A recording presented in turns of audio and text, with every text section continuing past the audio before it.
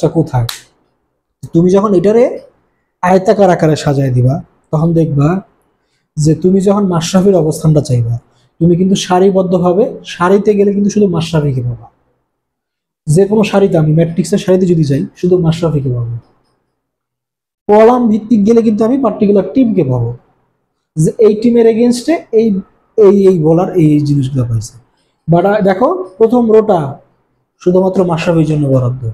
তুমি যে কোনো একটা ভুক্তিতে যদি যাও সেটা 5 হোক 2 হোক 0 হোক যাই হোক, মনে করো এই ভুক্তিতে আমি গেলাম 5-এ গেলাম, তাহলে এইখানে গিয়ে কিন্তু আমি অ্যাট এ টাইম দুইটা জিনিসকে আমি বের করতে পারতেছি। ওই যে একটাকে দেখলাম পজিশন 1-1-1-2 এরকম, এটার পজিশন দেখো কত 2-2, 2 নম্বর সারির 2 নম্বর কলাম।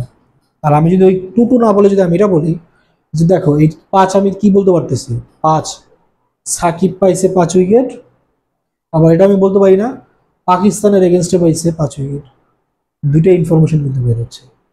মাশরাফিকে তুমি যদি ধরো 4, তাহলে মাশরাফি 4 উইকেট পাইছে, আবার ইন্ডিয়ার এগেনস্টে 4 উইকেট পাইছে। মানে তুমি প্রতিটা উপাদান থেকে কিন্তু দুইটা করে ইনফরমেশন আমরা পাচ্ছি। এইগুলোই হচ্ছে আসলে।